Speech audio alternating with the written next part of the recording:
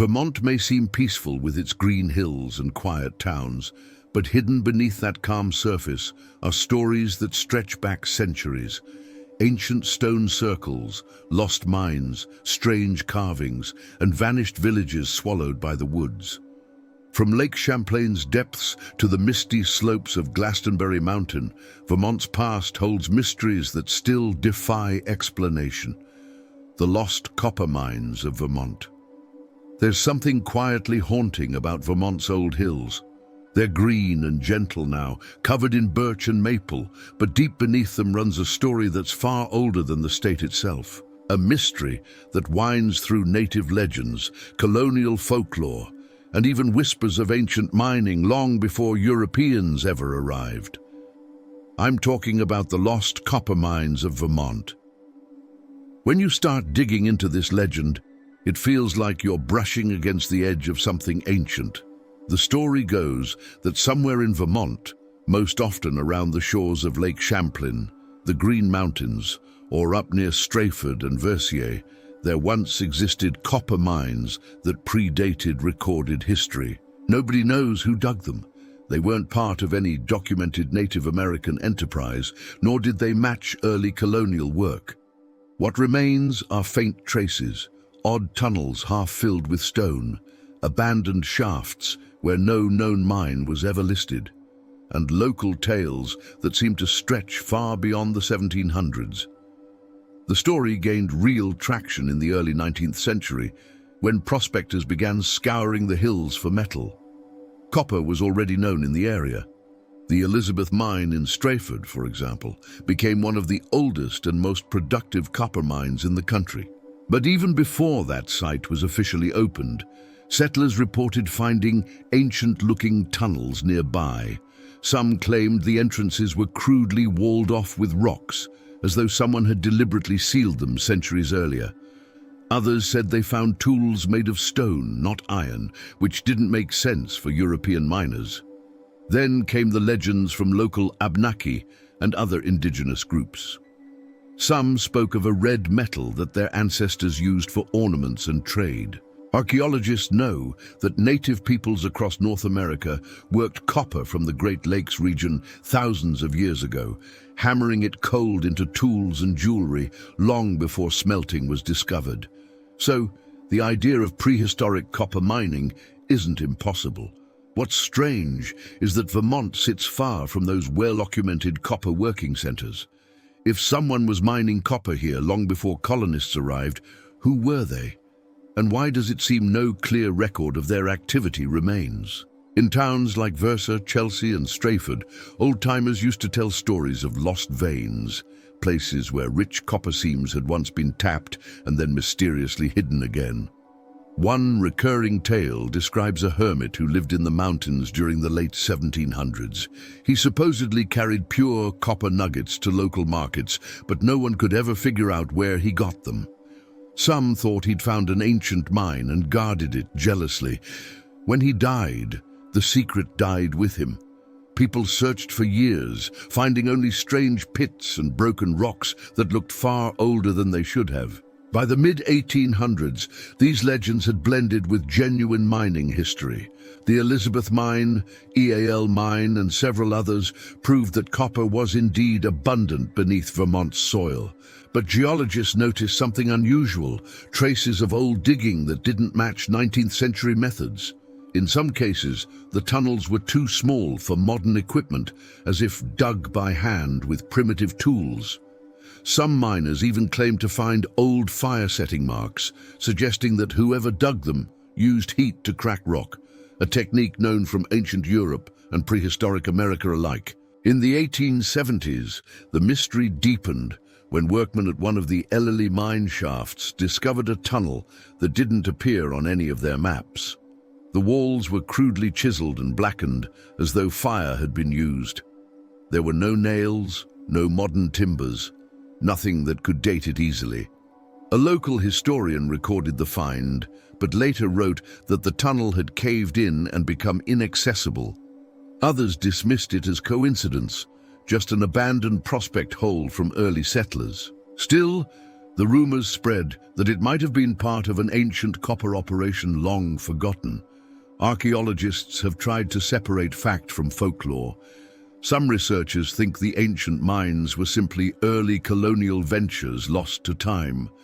Small hand-dug attempts before records were properly kept, but others argue that certain tunnels and surface finds seem much older. A few reports mention primitive stone hammers and antler picks found near copper veins, tools reminiscent of prehistoric mining in the Upper Peninsula of Michigan. None of these finds were ever formally documented or preserved, which only adds to the fog of uncertainty. There's also the matter of the copper itself. Vermont's deposits are typically bound in sulfide ores, not the pure native copper that ancient peoples preferred. That's one reason skeptics doubt the idea of prehistoric mining here. Extracting usable metal from sulfide ore requires smelting, a process beyond known pre-Columbian technology in this region. But a handful of old accounts claim that small nodules of native copper were found near surface exposures, possibly transported by glaciers from other regions. If that's true, early people could have collected and worked the metal without needing furnaces at all. Standing today in places like Strayford or Versier, it's easy to see how these stories took root. The hills are pocked with abandoned shafts, the remnants of 19th century copper fever, but the land feels older than that. Moss-covered stones hide the mouths of forgotten tunnels. Streams that once ran green with copper runoff now flow clear again, and locals still speak of old foundations and collapsed pits deep in the forest where the ground seems too disturbed to be natural. You can walk through the woods and suddenly feel a draft from below, the earth breathing, hinting that something hollow lies underneath. One particularly eerie spot is near the old Alibo mine ruins. The shafts there have long since filled with water, turning into quiet turquoise pools. On calm days, the reflections shimmer like molten metal. Hikers sometimes find lumps of oxidized copper around the site, though the deeper shafts are sealed for safety. If you stand there long enough, you might imagine the clang of tools echoing from the past. Miners who could have been colonists, or perhaps people from an even older world. The lost copper mines have also drawn the attention of treasure hunters. In the early 20th century, rumors circulated that Spanish explorers or early European visitors may have mined copper here before official colonization. Others pushed the theory further, claiming the mines were remnants of a transatlantic civilization or even connected to the legendary Norse voyages to North America. While those ideas stretch far beyond evidence, they've become part of the mythos, another layer of mystery wrapped around an already confusing story. What's interesting is that the deeper you look, the more the mystery shifts from geology to anthropology. Maybe there really were early people who found copper in Vermont, worked it for ceremonial use, and left almost nothing behind. Or maybe what we're seeing are just echoes of the human imagination, stories born from the strange shapes of old mines and our instinct to fill the gaps of history. Either way, the legend speaks to something universal, our need to believe that the past still hides secrets right beneath our feet. Today, you can visit some of these old mining sites. The Elizabeth Mine, once one of Vermont's largest, has been reclaimed as a historical and environmental site. Trails lead past the rusted machinery and scarred hillsides, where interpretive signs tell the story of human ambition and its cost. But few mention the deeper, older whispers, the ones that say these mines were rediscovered, not discovered at all. If you listen closely in those woods, especially near twilight when the air cools and the birds go quiet, you can almost feel the presence of that older world. The wind moves through the trees like breath through a tunnel. The ground beneath your boots hides centuries of human labor, some remembered, some entirely lost. Whether the lost copper mines of Vermont are real or not, they remind us that history is rarely complete. Sometimes the most interesting truths lie in what was left behind or buried too deep for us to ever truly know. the Lake Champlain sea serpent. If there's one mystery that defines Vermont's folklore more than any other, it's the legend that lurks beneath the waters of Lake Champlain. Locals call it Champ. For over 200 years, people have claimed to see a long, serpentine creature gliding through the lake. A creature said to rise from the deep with a smooth back, a horse-like head, and eyes that seem far too knowing for an animal we've never managed to capture. It's a story that ties ancient native legends to modern-day eyewitnesses, blurring the line between folklore and science. Lake Champlain itself feels like the kind of place where something mysterious could hide. It's long and narrow, stretching over 100 miles between Vermont and New York, with parts that plunge to depths over 400 feet. The water is cold, dark, and layered, a perfect environment for legends to grow. Even before the first Europeans arrived, the Abenaki people who lived along its shores told stories of a great water spirit called Tatosk. This being wasn't necessarily evil, but was respected and feared, a reminder that nature's power was not to be taken lightly. When French explorer Samuel de Champlain first mapped the lake in 6009, he described seeing a great fish with a head like a horse and scales a dagger long. Scholars debate whether he actually saw something unusual or simply exaggerated an encounter with a sturgeon or garfish. Still, his name would become forever tied to both the lake and the creature that supposedly inhabits it. By the 1800s, sightings of the lake serpent had become common enough to make newspapers. In 1819, a man named Captain Crumb reported seeing a creature 187 ft long, a strangely specific number with a dark color and 3 teeth in its head. Others who claimed to see it described humps rising above the surface like the back of a submerged animal, or the water boiling as if something large were swimming just below. What makes the Champ story intriguing is that the sightings come from all types of people. Not just thrill seekers or tourists, but sober locals, fishermen, and even entire families who swore they watched the creature for minutes at a time. In 1873, the New York Times ran a story about a railroad crew near Charlotte, Vermont, who said they saw a giant serpent rise and thrash before disappearing into the depths. Around the same time, P.T. Barnum famously offered a $50,000 reward for anyone who could capture the creature alive so he could display it in his circus. No one ever collected. Skeptics argue that most Champ sightings are misidentifications, floating logs, schools of fish, boat wakes, or even groups of otter swimming in a line. The lake's long, narrow shape makes it easy for light and shadow to distort what people see. On still days, temperature inversions can create mirror gauges that make distant objects appear to rise out of the water. Add in local expectation, and it's easy to see how legends can feed themselves. Over time, Champ became less a monster and more a beloved local mystery. Towns along Lake Champlain embraced the legend. And today, the creature's silhouette can be found on road signs, souvenirs, and even the logo of a local baseball team. But behind the light-hearted image lies a deep and persistent question. Could there actually be something unknown living in the lake?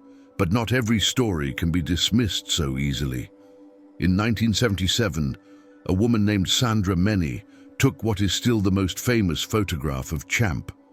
She and her family were picnicking along the lake near St. Albans when they noticed something large moving in the water. Meny snapped a picture just before it sank. The resulting image shows a long curved neck and a hump rising from the lake, a shape strikingly similar to classic depictions of the Loch Ness Monster. Scientists later examined the photo and debated its authenticity. Some said it could be a floating tree or debris, while others noted the apparent scale and depth seemed inconsistent with the lake's shoreline. Meny herself swore the photo was real until her death.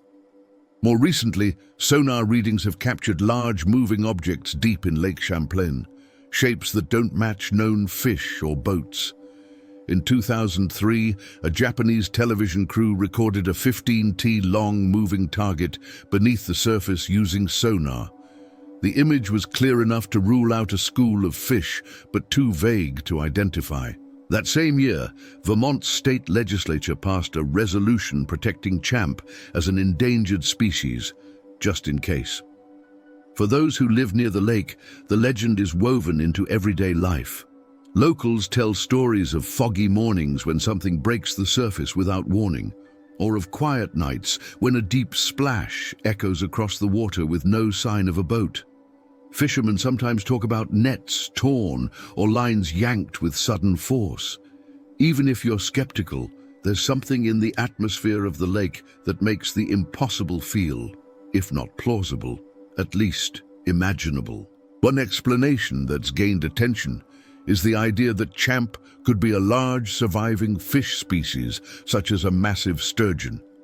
Lake Champlain is home to sturgeon that can grow over 8 ft long.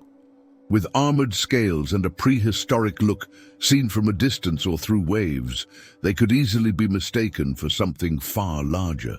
Another theory suggests champ sightings could stem from a group of eels or garfish swimming in formation, creating the illusion of humps or a sinuous body. But then, there are those who believe the mystery runs deeper. Some cryptozoologists suggest that champ could be a relic population of plesiosaurs, ancient marine reptiles thought to have gone extinct millions of years ago. The idea has no scientific backing, but it captures the imagination, especially when combined with the native legends that speak of a powerful spirit dwelling in the water long before humans settled the region. The emotional side of this mystery is what keeps it alive. For Vermonters, champ represents a connection to something untamed and timeless, a living symbol that nature still holds secrets we haven't solved. The legend also brings people together. Each summer, there are champ festivals, themed boat tours, and community events celebrating the lake's resident monster. Kids grow up hearing that if they're lucky, they might be the next one to see him. If you stand on the shore of Lake Champlain at dusk, it's easy to understand why. The water turns silver in the fading light, and the horizon blurs into mist. The lake is so vast, it feels almost like an inland sea, stretching endlessly north toward Canada. The air cools, the waves lap against the rocks, and every sound echoes. A splash, a ripple, something unseen breaking the surface. For a second, your imagination fills in the rest. Maybe champ is nothing more than folklore layered on top of natural phenomena. Or maybe beneath that deep, cold water, something ancient really does move. Until proof surfaces, the Lake Champlain sea serpent remains what it's always been, a mystery that refuses to sink no matter how many times we try to explain it away. The Putney Stone Circles. Deep in the woods near the small town of Putney, Vermont, there's a place that doesn't quite fit the landscape around it. The forest feels ordinary enough at first. Quiet trails, moss-covered rocks, and the sound of water moving softly through the trees. But then you notice the stones, large rounded boulders arranged in careful circles, some half buried by time, others still standing in deliberate formations. Nobody knows who placed them here or why. Locals call them the Putney Stone Circles, and they've puzzled historians and hikers for generations. Like many of Vermont's ancient mysteries, the circles don't appear in any official record of native or colonial construction. They're scattered across forested hillsides, some in clusters, others standing alone. From above, drone footage has revealed that several align with solar points, the rising and setting sun during solstices and equinoxes. But when were they built, and for what purpose? The first modern accounts date back to the early 1800s, when settlers clearing land stumbled upon strange stone arrangements under the soil. Some assumed they were old boundary markers or collapsed walls. Others sensed something older. A few circles measured nearly 30 ft across, with central stones positioned upright like crude altars. Over time, stories began to form, whispers that the stones might mark burial sites, ceremonial grounds, or even remnants of an ancient culture that vanished long before written history reached Vermont. If you ask around town, you'll hear a range of theories. Some say the circles were created by the Abenaki people for seasonal rituals.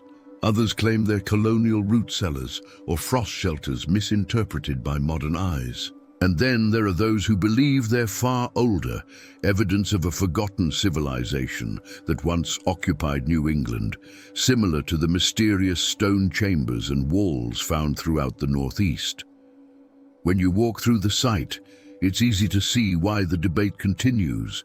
The stones are worn smooth, covered with lichen, their edges softened by centuries of weather. In some circles, smaller rocks form spokes or pathways leading outward like the rays of a wheel. One arrangement aligns almost perfectly with the sunrise at the summer solstice. Another seems to mirror constellations, specifically Orion's belt, when viewed from a particular angle. Whether that's coincidence or design depends on who you ask. Archaeologists who have examined the area tend to tread cautiously. Officially, no excavation has revealed tools, bones, or artifacts that would confirm an ancient human origin. The soil around the stones is shallow and rocky, which makes dating them almost impossible. Most academic studies describe them as field clearings, built by early farmers removing rocks to create workable land. That's a practical explanation, and it might even be true for some formations, but it doesn't account for the circle's deliberate geometry, or why so many appear in places that were never farmed. There's also the matter of placement. Many of the Putney stones sit on elevated ridges with wide views of the sky, ideal for tracking the sun or stars. Some align with nearby water sources, while others sit at the convergence of old trails and river bends. To early cultures, such features often carried spiritual or navigational importance. If the circles were meant as ceremonial or astronomical sites, they fit a much broader pattern seen across the ancient world, people marking time and season through stone.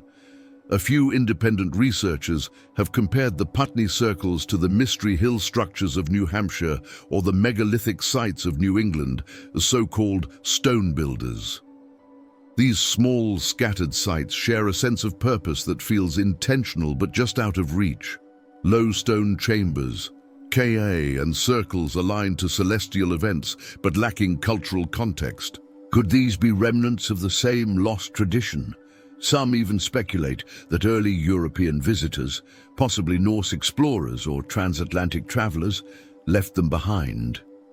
It's a tempting thought, but evidence remains elusive.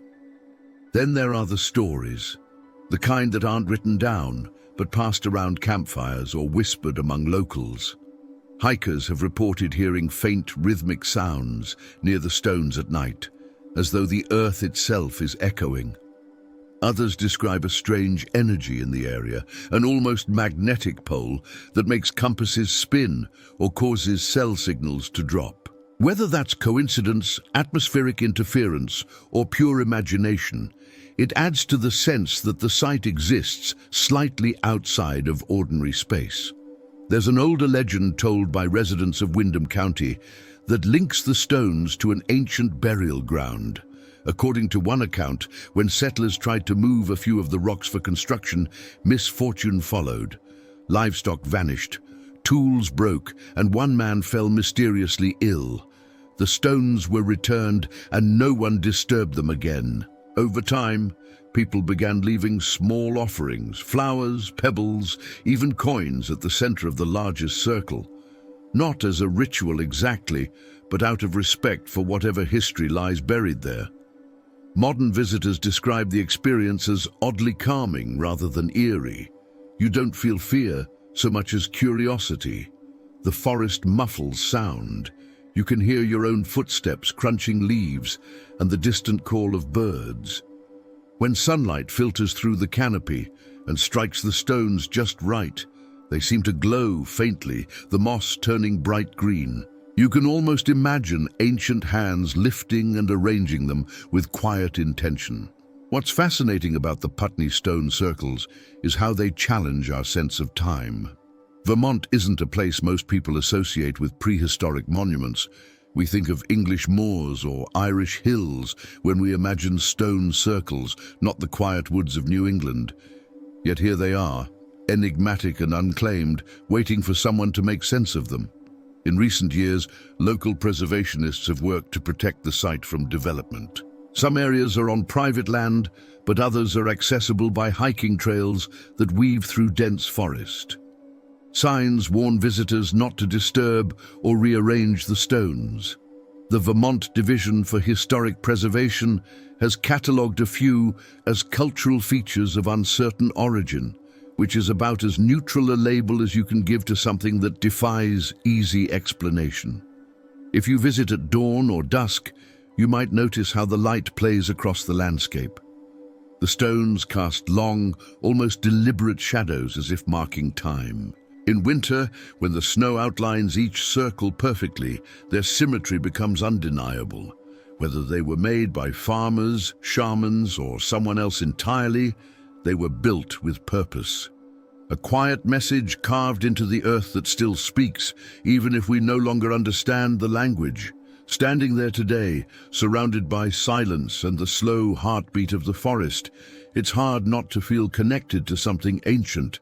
Maybe these circles were once a calendar or a temple, or simply a way for people to honor the changing seasons. Or maybe they're just stones placed by human hands that didn't realize how much mystery they'd leave behind. Either way, the Putney Stone Circles remind us that even in a small corner of Vermont, the past can still whisper through the trees if you know how to listen. The Mount Independence Earthworks. At first glance, Mount Independence doesn't look like a place where ancient secrets might hide. It sits quietly along the shores of Lake Champlain in Orwell, Vermont. A broad, forested hill overlooking the water with winding trails, old stone foundations, and the faint outlines of what was once a Revolutionary War fortress. Most visitors come here for the history. They can see the cannons, the ramparts, the stories of soldiers who defended the site during America's fight for independence. But beneath that layer of known history, something older waits. Strange mounds and stone formations half buried in the earth hint that Mount Independence might have been significant long before 1776, perhaps for thousands of years. The site's official story begins during the Revolution, when it became one of the largest American fortifications in the Northeast. Engineers built massive defensive walls, trenches, and earthen embankments across the peninsula to guard against British attacks from the north. Yet long before the Continental Army arrived, local legends and archaeological clues suggest the land was already shaped both physically and spiritually by people who understood its power. Early settlers noticed unusual mounds and earth ridges that didn't seem military in nature. Some were located far from the known fort lines in positions that made no strategic sense for cannon fire or defense. These low, rounded mounds appeared to predate the Revolution by centuries. A few were aligned with the lake's natural contours, while others seemed to form geometric shapes, straight lines and gentle arcs visible only when viewed from above. When archaeologists began mapping the area in the 20th century, they found that some of these earthworks didn't match 18th century engineering at all. The Revolutionary War fortifications were angular and steep, built quickly for defense. The older mounds were smooth, symmetrical, and sometimes ring-shaped. Soil analysis hinted at different layers of occupation, with charcoal and pottery fragments dating much earlier than colonial settlement. That discovery raised a quiet but profound question. Could Mount Independence have been a sacred or strategic site long before American troops set foot there? For local Abnaki and other Algonquian-speaking peoples, Lake Champlain was a corridor of trade and travel. The lake connected the St. Lawrence River to the Hudson Valley, a natural highway long before the concept of borders existed. Oral traditions speak of places along its shores where the land held memory, where gatherings and rituals took place under the open sky. Some elders describe mounds that were not graves, but markers, places to watch the sun, honor ancestors, or celebrate seasonal change. Mount Independence, with its commanding view and proximity to deep water, fits that description almost perfectly. Even the mountain's name, given centuries later, feels like an echo of something older. Independence, not just political, but spiritual. A place where people came to stand apart, to observe, to seek balance between the land and sky. Modern surveys have found at least 3 major earthworks that don't conform to known military maps. One oval mound on the southern slope appears to align with sunrise at the spring equinox. Another ridge points almost directly toward the summer solstice sunset over the Adirondacks. A circular depression nearby could have been a meeting space or council ring, though it's now overgrown with ferns and scattered birch. Skeptics argue that these features might simply be remnants of natural glacial activity, eosms reshaped by later human use. Vermont's landscape is full of these subtle geological forms, and nature can mimic the geometry of human hands. But to those who've studied the site closely, there's a feeling that some of the lines are too deliberate, too ordered to be chance. In 2006, during a preservation project, workers uncovered an ancient fire pit beneath one of the known revolutionary earthworks. The charcoal inside dated to more than 1,000 years before the fort's construction. No one can say whether it was part of a larger settlement or a single camp, but it confirmed that Mount Independence had drawn people long before the revolution. Later excavations revealed chipped stone tools and fragments of ceramics similar to those found at other pre-con sites in the Champlain Valley. That connection between the ancient and the colonial gives Mount Independence a layered energy. A sense that each generation built upon the last, unaware they were adding new chapters to an older story. The American soldiers who fortified the hill likely never realized their trenches cut through places that had already been sacred for centuries. When you walk the trails today, the past still feels close. The ground rises and falls gently, like waves frozen in soil. Ferns hide the outlines of mounds, and shallow depressions mark where earthworks once stood. The woods are thick now, but if you stand near the summit and look out toward the lake, you can almost picture what early people saw. The silver water stretching north toward Canada, framed by the blue gay ridges of the Adirondacks. It's a commanding view, but also peaceful. The kind that invites both vigilance and reflection.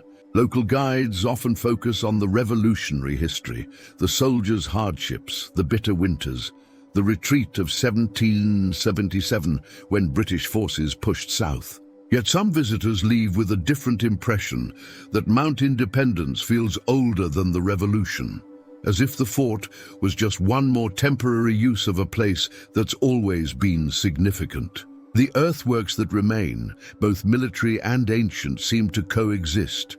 One layer of human effort folded over another. There's also a persistent story among locals that strange lights have occasionally been seen over the lake near Mount Independence. Glowing orbs that rise silently from the water and vanish into the night sky. Fishermen and campers describe them as too steady and bright to be lanterns or boats. Some think they're atmospheric reflections, others perhaps something spiritual tied to the land's deep history. Whether those reports are folklore or fact, they add another thread to the site's tapestry of mystery. In the present day, Mount Independence is a protected state historic site. Wooden walkways and interpretive signs guide visitors through the remains of barracks, fort walls, and cannon platforms, but venture off the main paths and you'll find quieter places, shaded clearings where the earth subtly curves upward or dips in smooth arcs. Those are the spots that archaeologists mark on their maps, but rarely explain. They're too old to belong to the fort, too humanal looking to be ignored. If you pause there, you'll notice how silent it becomes. The forest hum fades, the wind shifts, and for a moment the weight of time settles in. The idea that this ground has witnessed thousands of years of human presence, from ancient gatherings to colonial wars, is humbling. It's easy to forget how thin the line between history and prehistory really is. Maybe the old mounds are nothing more than relics of geology. Or maybe they're the fingerprints of Vermont's first inhabitants, people who marked the land not with walls and weapons, but with shapes that spoke to the rhythm of the sun and the turning of seasons. Mount Independence, in that sense, might be less about war than about continuity. A reminder that even in places defined by conflict, the deeper story is one of endurance, of land that remembers even when we forget. The ghost town of Glastonbury, hidden deep in the Green Mountains of southern Vermont, lies one of the strangest places in New England, a ghost town swallowed by forest and mystery. Today, Glastonbury is little more than a name on a map, but its story has become legend, a place cursed by misfortune, haunted by disappearances, and surrounded by wilderness that seems to resist human settlement. People call it many things: a lost town, a vanished community, even the heart of the Bennington Triangle. Whatever name you choose, Glastonbury's silence feels deliberate, as if the land itself decided long ago it wanted to be left alone. Glastonbury's history began innocently enough in the 1700s. The area was settled by hearty New Englanders, drawn by timber, water power, and isolation. The mountains offered dense forests and streams strong enough to run mills. By the mid-1800s, Glastonbury had a small but steady population: loggers, charcoal makers, and their families, living in a cluster of homes and camps along the rivers. The town was remote, rugged, and difficult to reach even in good weather. But for a few decades, it worked. Then, as quickly as it rose, Glastonbury began to unravel. The mountain's steep slopes were stripped bare by overlogging. Once the trees were gone, the soil eroded and the streams dried up. Mills shut down, jobs vanished, and families moved away. By the late 1800s, fewer than a dozen people remained. In 1897, a flash flood destroyed what was left of the logging railroad, washing out bridges and cutting off the only reliable route in or out. That same year, the state officially disincorporated the town, a polite way of saying it was dead. But that's only the beginning of Glastonbury's strange reputation. Long before settlers arrived, the Abenaki people considered the mountain sacred and dangerous. They believed it was a place where the four winds met, a point of balance that could easily turn chaotic. Some legends warned that hunters who climbed too high risked vanishing into another world. They spoke of stone people who lived within the mountain and voices that called travelers off their paths. To them, Glastonbury wasn't a place to live. It was a place to respect and avoid. After the town's collapse, stories began to circulate of odd events and eerie experiences in the area. Locals claimed compasses malfunctioned near the summit. Hikers reported strange lights flickering in the trees at night. Some said they heard distant music or voices echoing across the valleys with no clear source. But what truly cemented Glastonbury's legend were the disappearances. Between 1945 and 1950, 5 people vanished in or near the Glastonbury wilderness, cases that remain unsolved to this day. The first was Meady Rivers, a seasoned local hunting guide who knew the mountains better than anyone. He was leading a group back from a trip when he walked ahead along the trail and never returned. Despite massive searches, no trace of him was ever found. A year later, 18-year-old Paula Weldon, a Bennington College student, went hiking on the long trail which cuts through Glastonbury. Witnesses saw her heading toward the woods at dusk, wearing a bright red jacket. She never came back. Her disappearance sparked one of Vermont's largest manhunts, but searchers found nothing. Not a scrap of clothing, not a footprint, not even a clue. Over the next few years, more people vanished under equally baffling circumstances. A man named James Tedford disappeared from a moving bus traveling through the region. A boy named Paul Jeepson went missing near the Old Town site. And a woman named Frida Longer disappeared while hiking with her cousin, only for her body to be found months later in an area that had already been searched multiple times. By then, the pattern was too eerie to ignore. The media coined the term Bennington Triangle, drawing parallels to the Bermuda Triangle, a region where people simply vanish without explanation. Some blamed the rough terrain, wild animals, or the unpredictable weather that can change in minutes. Others whispered about something supernatural, a curse left over from the land's sacred past, or an energy that distorts time and space. Even today, hikers describe an unsettling atmosphere in the old Glastonbury area. The forest feels unusually quiet, as if muffled. Animals are scarce. GPS devices sometimes lose signal, and compasses can act erratically near certain ridges. A few people report the feeling of being watched, not in a paranoid way, but like the woods are aware of you. It's easy to understand how stories grow here. The mountain's isolation amplifies every sound, every flicker of movement. When fog rolls through, the trees vanish into a grey blur, and the silence deepens until you can hear your own heartbeat. There are still physical traces of the old town, if you know where to look. Deep in the woods, the faint outlines of stone foundations mark where houses once stood. Rusted bits of metal, collapsed chimneys, and fragments of tools lie half buried under moss. The old railed cuts through the forest like a ghost of progress that never lasted. Locals say that when the wind shifts just right, you can hear the faint echo of train whistles, though no train has run there in more than a century. For a brief time in the early 1900s, investors tried to revive Glastonbury as a mountain resort. They built a small hotel, marketed the area as a health retreat, and even hosted dances on the weekends. But the plan collapsed after only one season. Guests complained of the oppressive quiet of strange noises at night and of the unsettling feeling that something about the place was off. The mountain returned to silence once more. Scientists and historians tend to approach the Glastonbury mystery pragmatically. The disappearances, they argue, likely stem from a combination of human error, wildlife, and the treacherous terrain. The mountain is steep, covered in thick underbrush with hidden sinkholes and unpredictable weather. A single wrong turn could easily lead to tragedy. But even those who dismiss the supernatural side admit that something about Glastonbury feels different. A kind of weight in the air, an unshakable sense of isolation that lingers long after you leave. Today, Glastonbury is officially uninhabited. The town's charter still exists on paper, but its population is listed as 0. The only visitors are hikers, researchers, and the occasional paranormal enthusiasts drawn by curiosity. The long trail still winds across its slopes, and a few hearty travelers camp near the ruins, hoping to feel the energy that so many others have described.